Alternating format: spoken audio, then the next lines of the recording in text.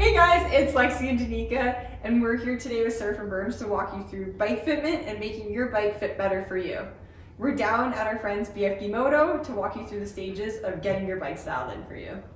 Unlike buying a mountain bike where you have frame sizes from small to extra large to choose from, in the moto world, you have a one size fits most when you get into the full size bikes. For sure, yeah. These bikes are supposed to fit people of our ride height and riders that are over 6 feet tall. So what we're going to do is walk you through the stages of getting these bikes to fit better for smaller riders. This is a great visual example of bikes ranging from 125s to 450s all being the same seat height. These bikes, when they come new, are sprung for about a rider that's 180 pounds. Where I ride a bike that's actually at this seat height, but if we're new in a shop and I go to sit on it, I can hardly move the rear spring in the bike. So therefore, it makes the bike feel like it's a big bike that I wouldn't be able to ride. It's really important to make sure that you have the right spring rate. They're all different. There's a variety of ones you can get based off of your rider weight. It's going to help lower the bike as well as make the bike handle better and perform the way it's supposed to be, whether you're on the trails or at the track. For sure. What Lexi and I both do is we have the proper spring rate in our bike, and that's as far as we've went from changing the seat height to make it work best for us. So once you get your spring rate figured out, if you want your seat height to be a little bit lower than what it is after that, you can shave the seat down on your bike. You can start with your stock seat and take the seat cover off and shave the foam down, or there's aftermarket pieces available. You can get like the Power Parts seats that come already lowered. It's a pretty big change from your stock one, and it's really easy to install and take it off so you're not dealing with actually cutting it down. If you want to save yourself some time and some effort, you can also buy this is a seat concepts low seat. So the nice thing about this one is if you're riding off-road, it comes with a waterproof layer, and it also has a comfier seat foam. So if you're sitting a lot or doing any kind of off-road riding, this is a great alternative as well.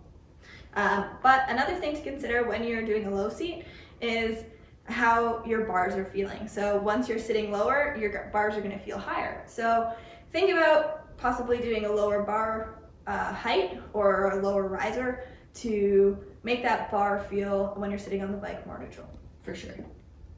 Now that you're done the spring rate, seat, and bars, that's as far as you're going to get with bolt-on accessories to make your bike lower. The benefit of that is you still maintain your suspension travel as it is.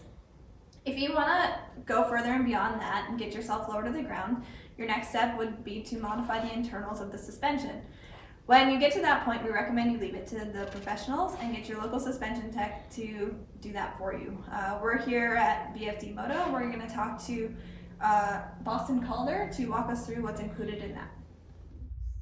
Hey guys, it's Boston with Direct. I'm here with the SurfinBerms crew, here to talk about some suspension lowering that you guys may be interested in on your bikes. So yeah, there's quite a bit to talk about actually.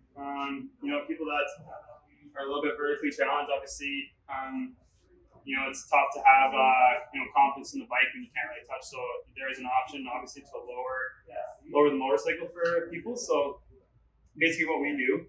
And the proper way to lower suspension, and a lot of people don't really understand exactly what we do because they think, you just cut the springs or install shorter springs and it's good to go. But actually what we do is we do in fact install shorter springs, but also too we have to effectively shorten the stroke of the fork internally with a custom machine spacer to actually take up that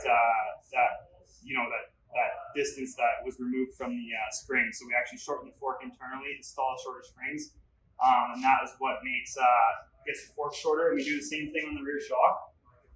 So basically, we kind of have two options: 1 inch kit or 2 inch kit.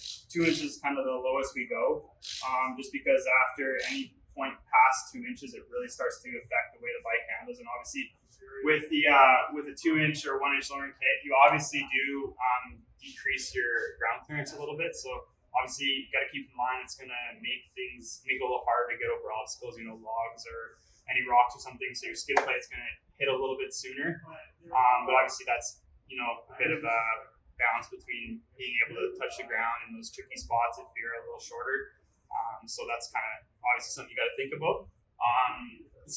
The suspension does work in a similar fashion, but with it being lower, the geometry of the chassis of the bike changes quite a bit. So it's going to feel a little bit different, especially with the linkage setup. But we kind of are able to make some valving changes to kind of help mitigate that and make that a little bit less noticeable. But yeah, it's going to be something you gotta think about.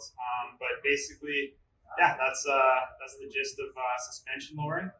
That's how we do it here at the Direct Suspension.